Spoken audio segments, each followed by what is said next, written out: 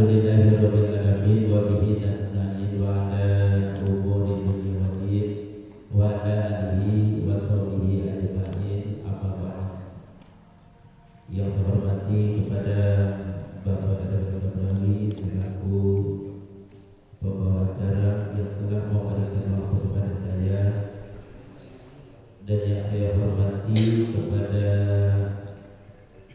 guru kita bersama Al-Mukarram Bapak Kiai Abdul Rahman PDI selaku Ketua Pertemuan Pemuji Komite dan sekaligus Ketua Majelis Ulama Desa Wadudjaya, dan yang saya hormati kepada Ketua Pengajian Bapak Ustaz Sudirman, dan yang saya hormati kepada Bapak Ustaz PDI Bapak Sekjen Community Berbahagia, Bapak Ustaz Arif Rahman, orang tua kita, Bapak Ustaz Abdul Qadir SD, Bapak Ustaz Dirjen, dan Bapak Ustaz Desa, dan para asatidz yang lainnya, seluruh jamaah musyawarah, mohon maaf saya tidak sebutkan satu persatu dan itu tidak mengurangi rasa hormat dan saya. Alhamdulillah pada kesempatan malam hari ini kita dapat meluangkan waktu kita dalam rangka melaksanakan rutinitas kita setiap malam Selasa di hadapan ta'lim, yang mudah-mudahan dengan niat kita akan kita mencari ilmu, Allah berikan ilmu yang bermanfaat.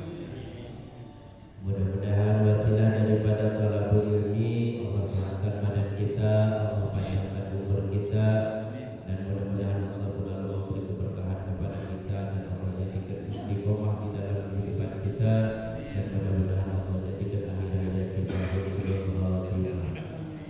Hadirin jamaah yang saya hormati, kita lanjut kepada materi. Bismillahirrahmanirrahim. Warajulun, dan seseorang,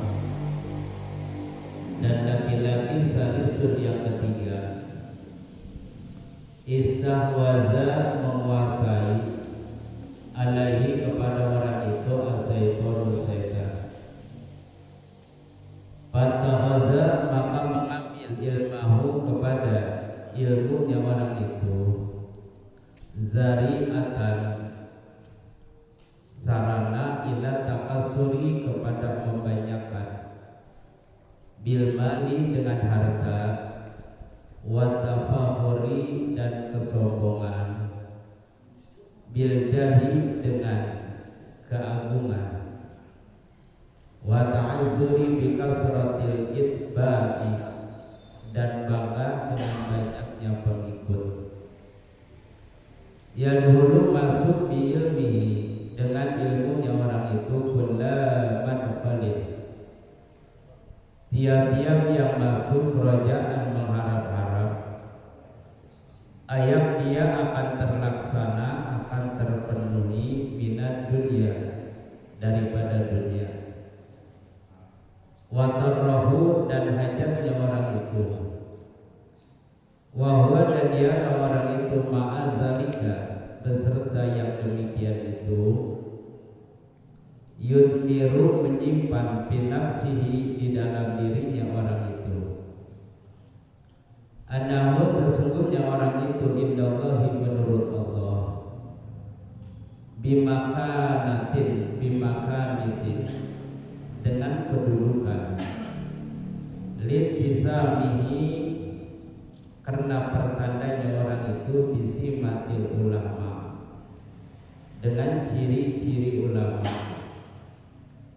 watarasumihi dan gambarnya orang itu, birusumihim dengan gambarnya mereka, fiziki di dalam hiasan atau dandanan, wal mantiki dan ucapan, ma'atakalubihi beserta rakusnya orang itu, ala dunia kepada dunia, zahiran wa batinan zahir dan batin.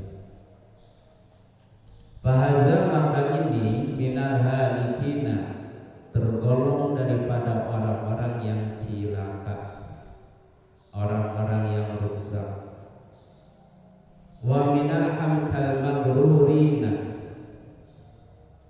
daripada dulunya orang-orang yang tertipu. Izir raza'u karena harapan munqati'un terputus. Antaubatihi daripada tobatnya orang itu, lizanihi karena sangkaannya orang itu. Annahu sesungguhnya orang itu minal muhsinina daripada orang yang berbuat baik. Wa huwa dan ialah orang itu ghafilun, ghafilun, orang yang lalai. Ya, orang yang suka main ghafil itu orang yang lalai, lupa segala-galanya. An qaulihi daripada firman Allah Ta'ala, ya ayyuhallazina amanu, ya ayyuha, hai sekalian orang amanu yang beriman. Lima taquluna, karena apa mengucapkan kamu ma la taf'alun, perkara yang kamu tidak kerjakan. Wa huwa dan ialah orang itu mimman qala, daripada orang yang mengatakan bihim kepada mereka Rasulullah sallallahu alaihi wasallam, anna min ghairi dajjal, saya daripada selain dajjal. Akhwafu lebih ditakuti, alaikum dari kabar daripada kamu, minat dajjali daripada dajjal. Bagilah maka dikatakan, wa ma huwa, siapa orang itu ya Rasulullah, hai Rasulullah sallallahu alaihi wasallam. Faqala, maka bersabda Rasul, ulama usu'i, ulama yang jelek, ulama yang buruk. Wa hadza, dan ini li'anna dajjal, karena sesungguhnya dajjal, ghayatuhu, tujuan itu dajjal, al-idlalu, menyasarkan. Wa mislu hadzal alimi, dan umpama ini alim. Wa in sarafan nasa, dan jika memalingkan orang itu an-nasa kepada manusia, anid dunia, daripada dunia, bilisanihi dengan lidahnya, wa maqalihi, dan ucapannya, bahwa makanya orang itu daim, yang mengajak, lahum kepada mereka, ilaiha kepada itu lisan atau maqal, bi'amalihi dengan pekerjaannya, wa ahwalihi dan tingkah lakunya, wa lisanul hali dan lisan hal, tingkah. Absahu lebih fasihat, lebih fasih, min lisanil maghal, daripada lisan ucapan. Wa tibaun nasi, dan watak manusia, ilal musa'adati, kepada pertolongan, fil a'mali, di dalam sekalian amal. Amyalu, lebih condong, minha, daripada amal, ilal mutaba'ati, kepada mengikuti, fil aqwali, di dalam sekalian ucapan. Terus fama afsadahu, maka perkara yang merusak kepada orang itu, hazal maghrur, ini yang tertipu,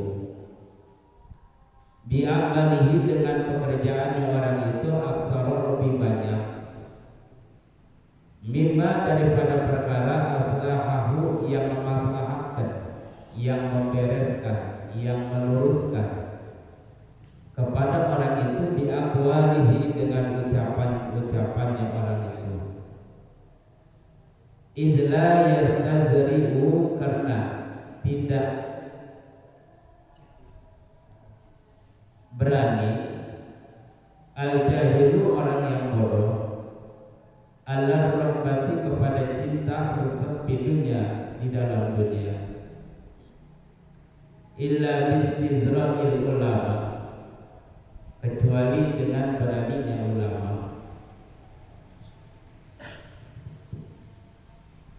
Udah ya? Agak ada pause.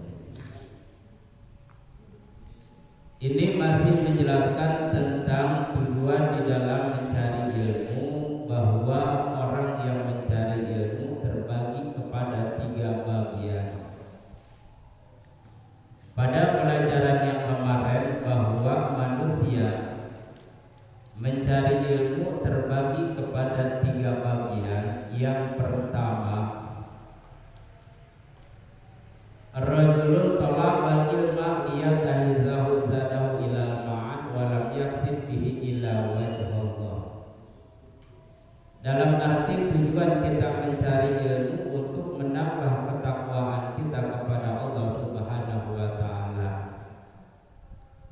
Karena mencari ilmu, kata Rasulullah, man izdada ilman wa lam yazdad hudan lam yazid minallahi illa hudan. Orang yang rajin mencari ilmu tapi tidak bertambah hidayah, tidak bertambah ibadah, tidak bertambah keimanan, maka orang tersebut kepada Allah tidak mudah kecuali jauh. Ngaji mah udah kayak makan obat tiap malam. Malam minggu ngaji, malam Senin ngaji, Selasa, Rabu, Kamis, Jumat, ketemu Senin lagi ngaji. Tapi ibadahnya angker gitu-gitu kayak wae, kagak berubah. Sembahyang subuh masih kesiangan banget. Sembahyang isya masih ditinggalkan banget. Ngaji mah ngaji rajin banget. Nah, orang yang seperti itu banyak ilmu, banyak pengetahuan, tambah ilmu, tambah pengetahuan, tapi hidayahnya kagak bertambah, ibadahnya kagak bertambah, ilmunya kagak bertambah, kagak dimanfaatkan, maka orang tersebut adalah bukan semakin dekat ke Allah, tapi semakin jauh sama Allah. Tujuan kita ngaji, tujuan kita dapat ilmu yang kita dapatin bermanfaat, menjadi hidayah buat kita. Itu. Dalam arti ilmu yang kita dapat kita amali, yang tadinya misalnya karena kita enggak tahu hal yang seperti itu kita tinggalkan sholat, akhirnya enggak berani tinggalkan sholat, kan bertambah ilmu kita, bertambah hidayah kita. Jadi orang yang nanti pada hari kiamat yang paling banget siksaannya seseorang alim yang tidak memanfaatkan dengan ilmunya. Itu yang dikhawatirkan dalam arti tidak bertambah kepada hidayah, tapi bertambah jauh kepada Allah Subhanahu wa taala. Yang pertama, orang yang mencari ilmu adalah semata-mata tidak ada tujuan yang tertentu, tidak ada tujuan yang positif, hanya kepada Allah. Illa wajhallah wa darul akhirah, hanya semata-mata mencari keridhaan Allah dan mencari akhirat tempat pembalikannya. Orang yang seperti itu ngajinya dalam arti bertambah hidayahnya, bertambah imannya, dan bertambah pengetahuannya. Jadi semata-mata kita ngaji, jangan kita ngaji alif be gua ngaji mah pinter, nanti kalau pinter gua bisa ceramah dapat berkat, dapat duit, dapat amplop umpamanya. Kan tujuannya adalah likasrotil mal, tujuan ngaji kita udah jelek, pengen banyak harta, wajah, pengen disebut keagungan, kali B gua berilmu mah dihormatin orang, kali B dapat ilmu mah dapat kemuliaan. Maka orang yang seperti itu mencari ilmunya tujuannya dunia, maka orang tersebut akan cilaka. Yang ketiganya adalah orang yang mencari ilmu adalah istahwaja alaihi syaitan fataqasa ilmu zari'atan ila takasuri bil mal. Yang ketiga, orang yang mencari ilmu tujuannya adalah dikalahkan sama setan, ilmu dijadikan sarana tempat banyaknya harta. Takasuri bil mal wa tafahuri bil jah wa ta'azzuri bi kasrati ibba. Dengan kita mengaji, dengan kita mencari ilmu, dijadikan sarana untuk membanyakan harta, dijadikan sarana untuk menjadikan keagungan, sombong dengan adanya derajat yang kita disebut kiai, yang kita disebut ustaz, kita disebut penceramah, pendai, dan sebagainya. Yang ketiganya, tujuan kita ngaji ta'azzuri bi kasratil itba, kali B banyak orang yang ngikutin, banyak muridnya, banyak penggemarnya, banyak yang mengikutinya. Maka hal yang seperti itu tujuannya dunia, sangkaan mereka dipandang oleh Allah itu dengan kedudukan yang tinggi, dengan menjadikan salah satu pertanda sikap daripada pakaiannya pakaian ulama, gambarannya gambaran ulama, fi zayyi wal mantiki, dandanannya jubah udeng-udeng sorban 3 kali lipat. Tujuannya mau pengen begitu, dipanggil orang yang dengan orang yang berciri-ciri ulama, tarosulil ulama, gambaran ulama, udeng-udeng udah sorban panjang jubah, kan udah ulama baik katanya. Kagak tahu dan tukang mancing. Nah yang seperti itu tujuannya adalah yudmiru fi nafsihi, menyimpan di dalam dirinya dengan kedudukan ulama. Kalimat dengan adanya ilmu, pangkatnya ada, jabatannya ada, disebut orang yang terhormat, orang yang terpandang. Akhirnya dunia mengikuti, masuk ke dunia, pintu dunia mudah. Nah yang seperti itulah tujuannya adalah ulama ulama yang jelek, dalam arti apa yang dia ucapkan jauh daripada amalnya, daripada perbuatannya. Maka orang yang tersebut itu adalah orang yang cilaka dan orang yang tertipu. Sangkaan dia ma'anahu minal muhsinin, wah dia keren kali min ahli ibadah, belum tentu wa huwa ghafil, sedangkan mereka lalai, mereka lupa daripada firman Allah, ya ayyuhallazina amanu lima taquluna ma la taf'alun. Di surat Al-Baqarah dijelaskan atamuruna an-nasa bil birri wa tansawna anfusakum wa antum tatluna al-kitab afala ta. Nah, akhir kalimatnya afala taqilun. Memang lu kagak berakal kata Allah. Merintahkan kebenaran, merintahkan kebagusan, sedangkan kamu ini jauh daripada amaliyah apa yang dikatakan. Nah, yang seperti itu adalah orang yang paling ditakutin oleh Rasulullah lebih-lebih daripada Dajjal. Siapa mereka?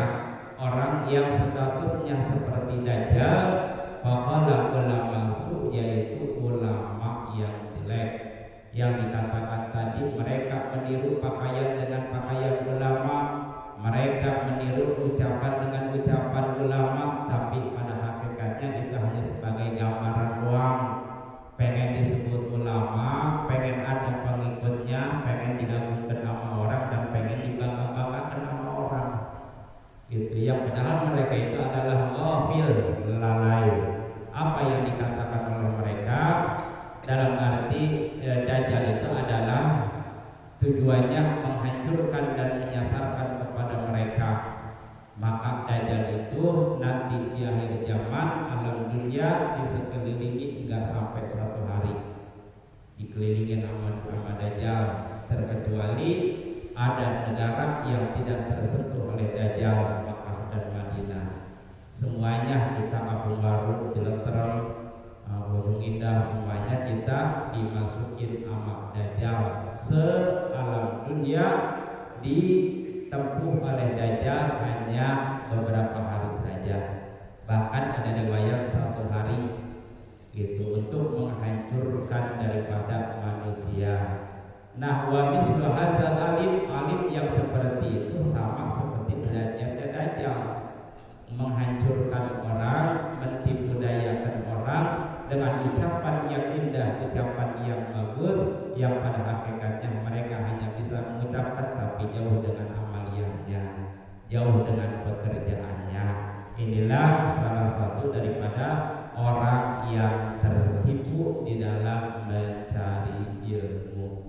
Mudah-mudahan kita kaji tujuan kita lillah, semata-mata mencari keridhaan Allah dan menghilangkan kebodohan kita.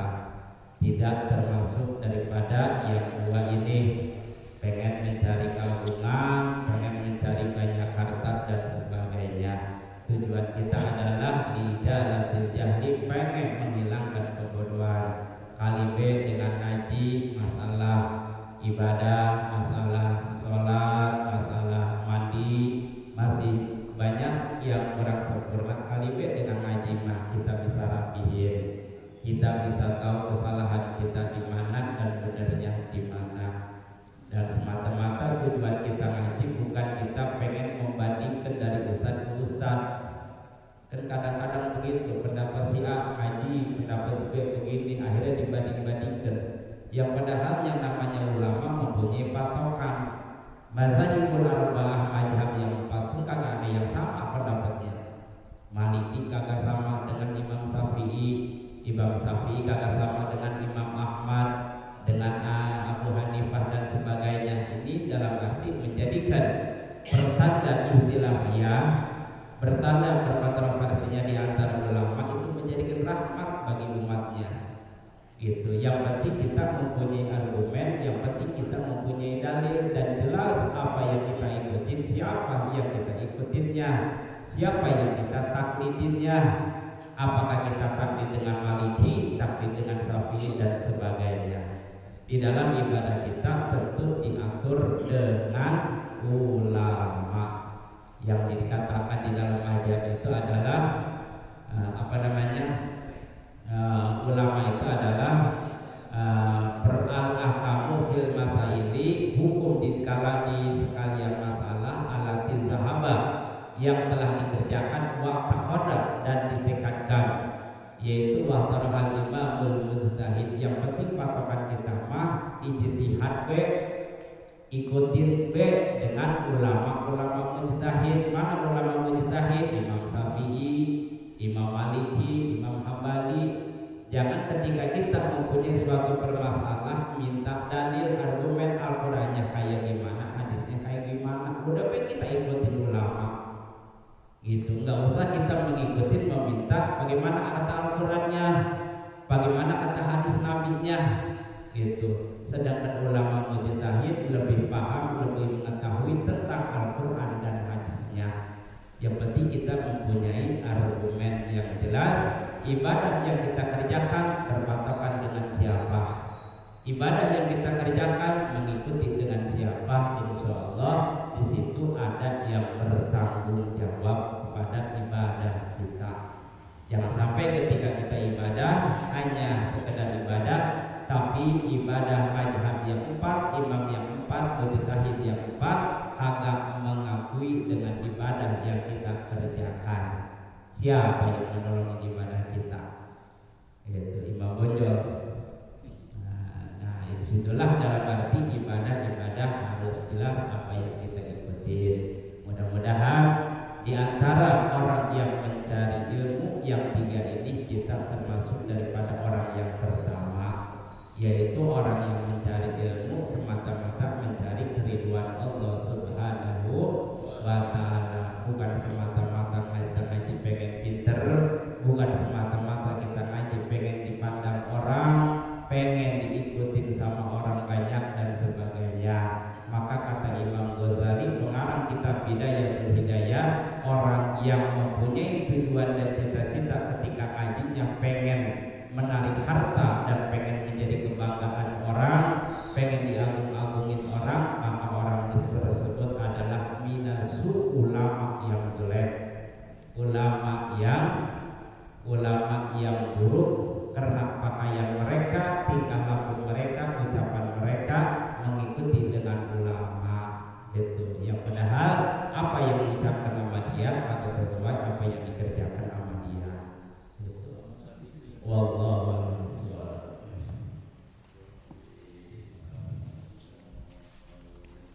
Bismillahirrahmanirrahim.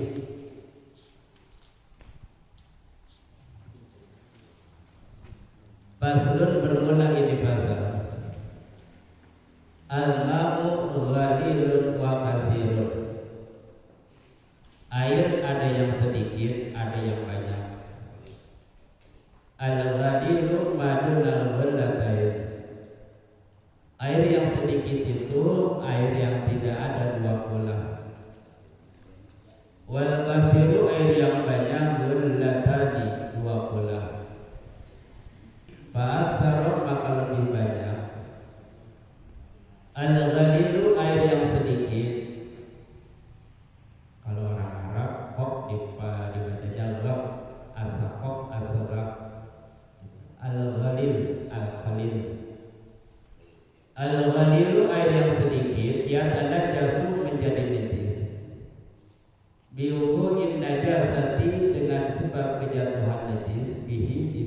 itu air.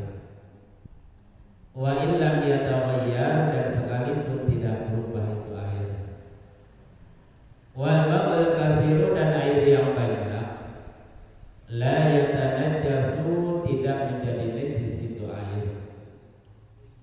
Illa iza taghayyar, kecuali apabila berubah ta'amuhu, rasanya itu air, Allahu, atau warnanya itu air, rihuhu, atau baunya itu air.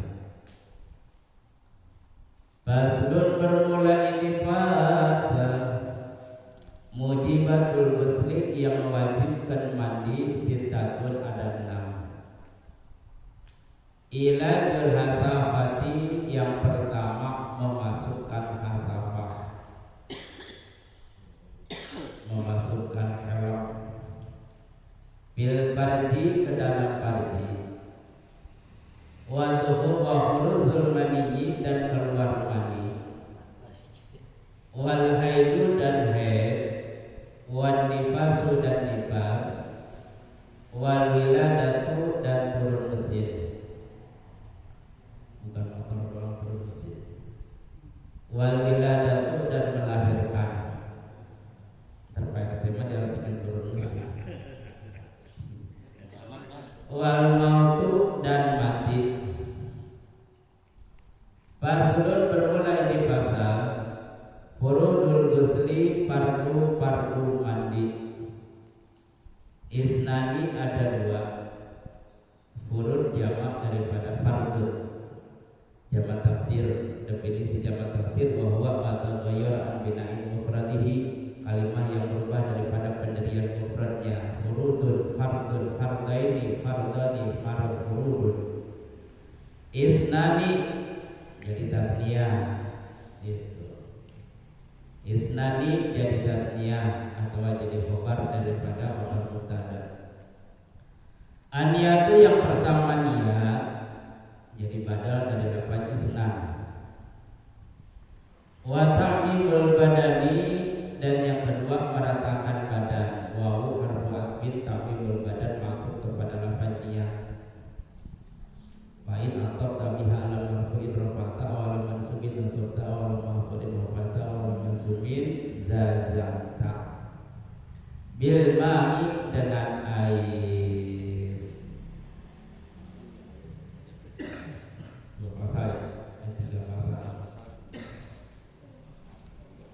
Ini menjelaskan tentang daripada air. Air yang Allah turunkan dari atas, yaitu yang disebut air hujan, itu disebut air mutlak, air yang suci.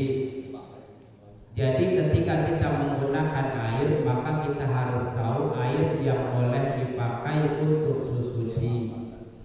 Jangan sampai mentang-mentang air, wah ini mah air ini kita pakai cebok, air Sprite, air kopi misalnya, sama-sama air ini. Nah, kita harus bisa membedakan mana air yang buat toharoh, mana air yang buat dalam arti mandi dan mencuci pakaian. Yaitu air yang turun dari langit. Air yang pertama turun dari langit di bulan apa? Di bulan apa? Pertama kali turunnya hujan di bulan apa? Di bulan sekarang, di bulan Muharram. Iya, pada tanggal 10 bulan Muharram itu pertama kali Allah turunkan hujan. Kenapa Allah turunkan hujan? Karena di bulan Muharram Allah jadikan langit.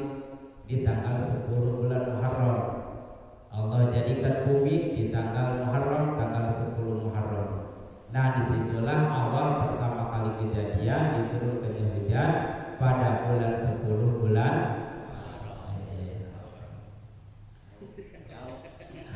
Air terbagi 2, ada air yang sedikit, ada air yang banyak.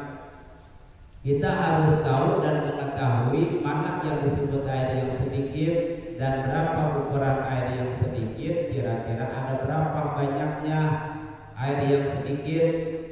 Jangan sampai ketika air yang sedikit terjatuhan najis kemudian kita pakai istinja, kita pakai wudhu, maka air itu menjadi najis kalau kejatuhan najis.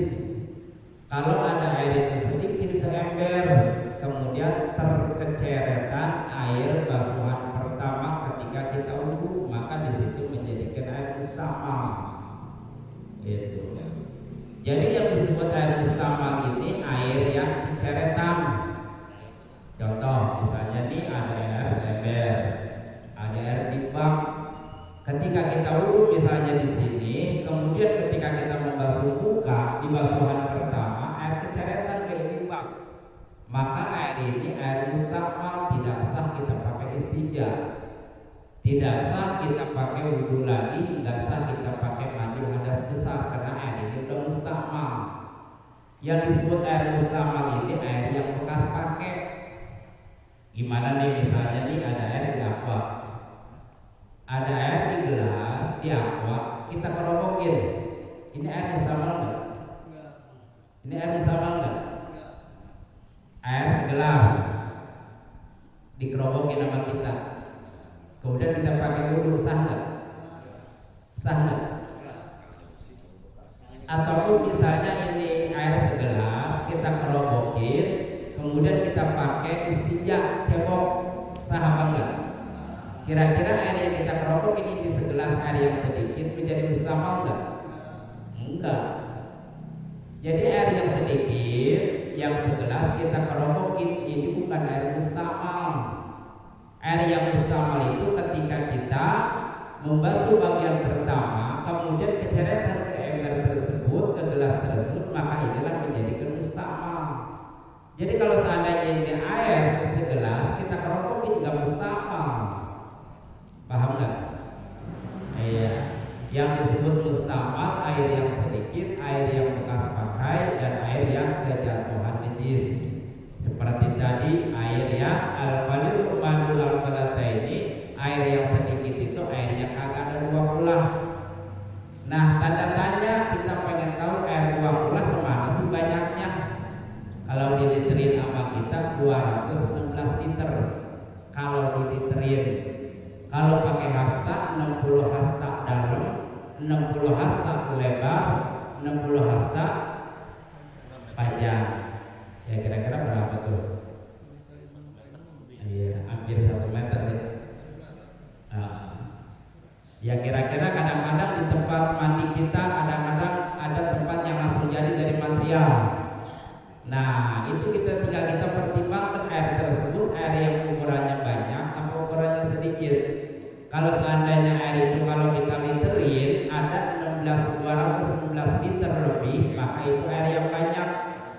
Ketika kurang daripada 216 liter, maka air itu air yang sedikit. Jadi air yang sedikit itu air yang kagak ada 20. Air yang banyak lebih daripada 20 Pak Salom, maka lebih banyak dengan ukuran 300 liter, 3,5 liter, dan sebagainya. Al-ghaliru yatanajasu bi mu'in najasati bihi wa illam yatawajar, air yang sedikit menjadi najis dengan sebab kejatuhan najis. Contoh, ini air di bak nih. Biasanya di rumah kita suka ada bak yang hitam. Ini air bak yang hitam enggak ada air yang 20. Kurang daripada 20. Kemudian air di bak itu kejatuhan cecep, tai cecep. Itu cecep berak di air di bak. Kagak berubah warnanya, kagak berubah rasanya, kagak berubah baunya. Tapi air yang sedikit ketika kejatuhan tai cecep maka tidak dipergunakan lagi buat istinja, kagak dipergunakan lagi buat mencuci pakaian dan sebagainya, karena air yang sedikit kejatuhan najis. Wa illam yatawayyar, sekalipun tai cecep itu jatuh ke itu tempat, air tetap bersih bening.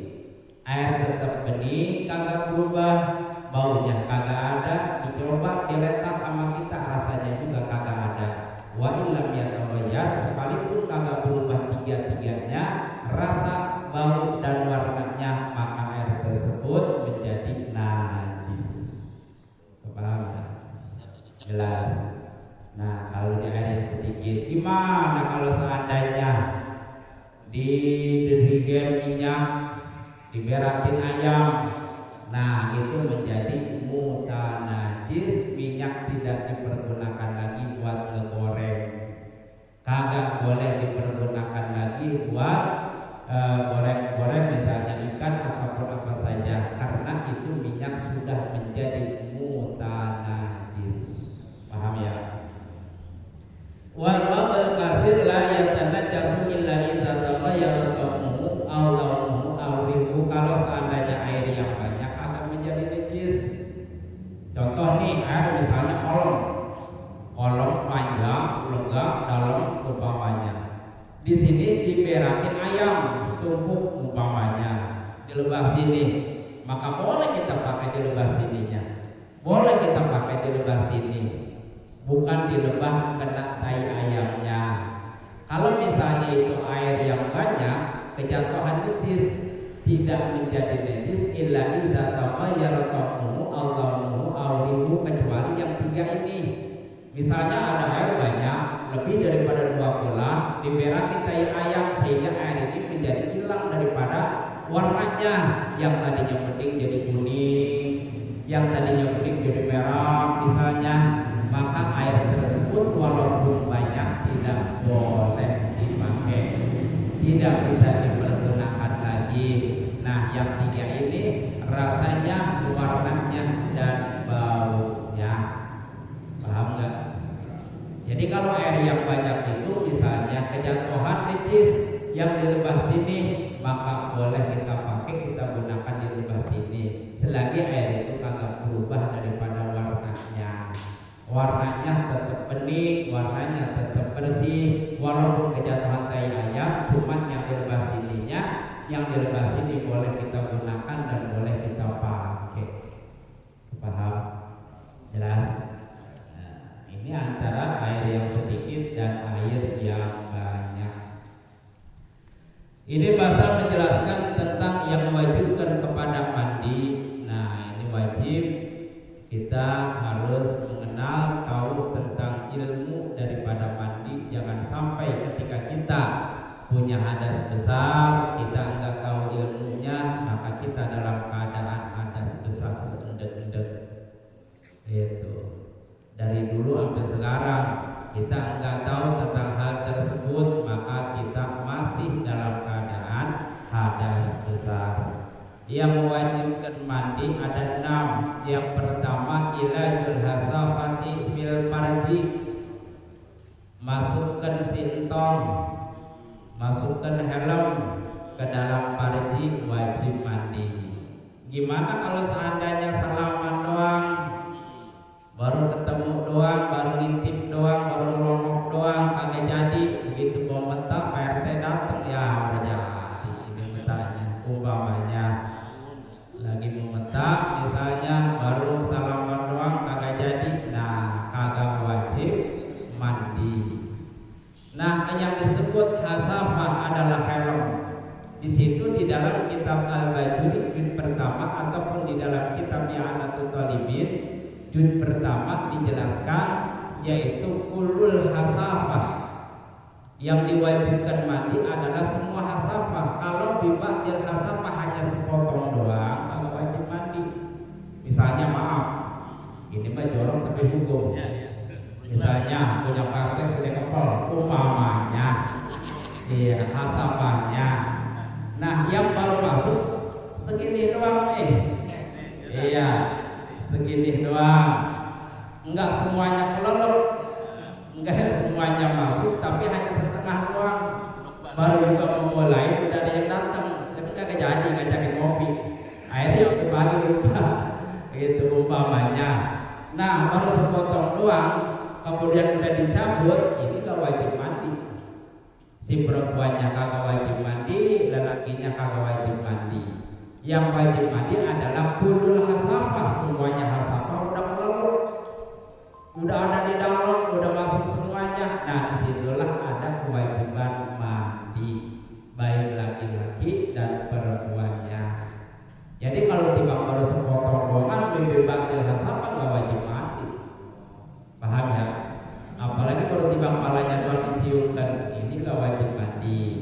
Yang wajib mandi ketika semua hasafah di situ dimasukin, ini wajib mandi. Nah, hasafah kita dimasukkan bil farji gimana? Ke lubang buyut. Ke lubang buyut misalnya akan wajib mandi. Iya. Atau misalnya punya kita masukkan ke anu kambing misalnya kebok, wajib mandi.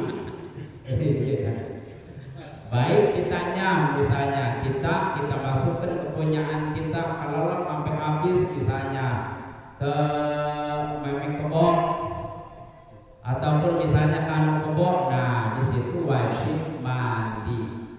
Ataupun bagaimana kalau seandainya punya perempuan dimasukinnya sama binatang, misalnya kebok lanangannya wadon manusia punya kebok dimasukin ke manusia, wajib mandi manusia. Iya. Ataupun misalnya sama anjing sama kucing umpamanya. Nah, yang seperti ini ilahul hasafah bil farji, memasukkan hasafah ke dalam farji wajib mandi gitu. Wa khurujul mani dan keluar mani. Kalau seandainya keluar mani, bagaimana membedakan antara mandi, wajib, mani? Bentuknya sama tiga-tiganya. Apa cirinya keluar mani?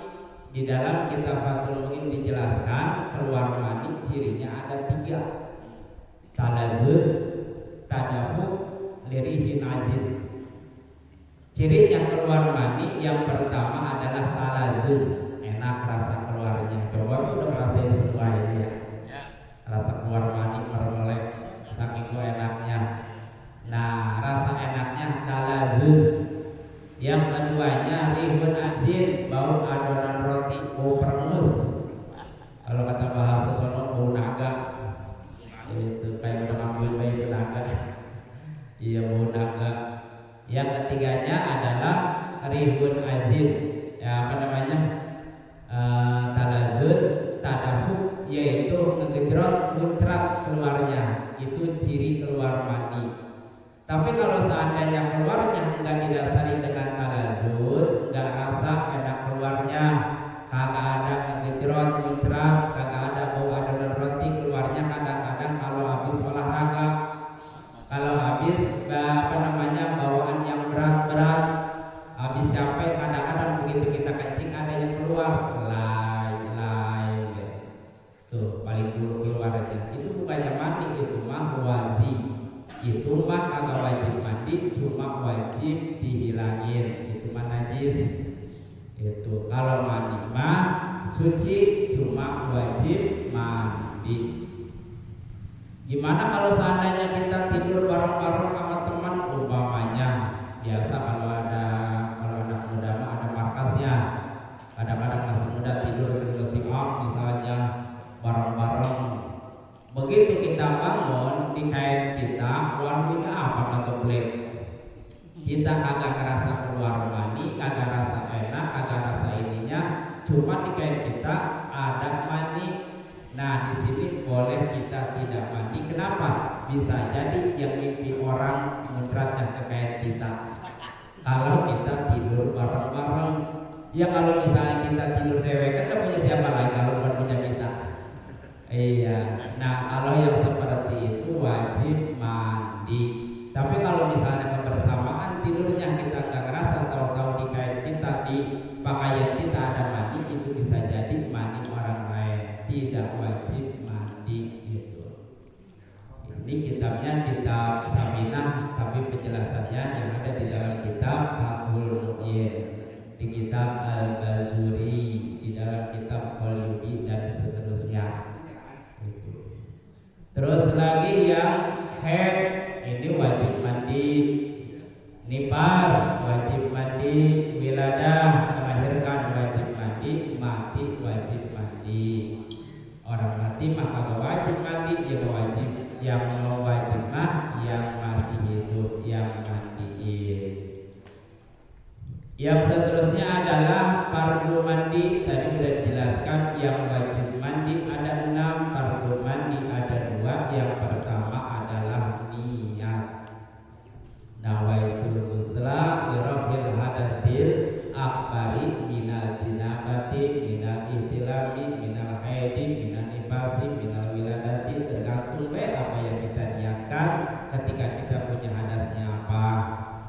ketika kita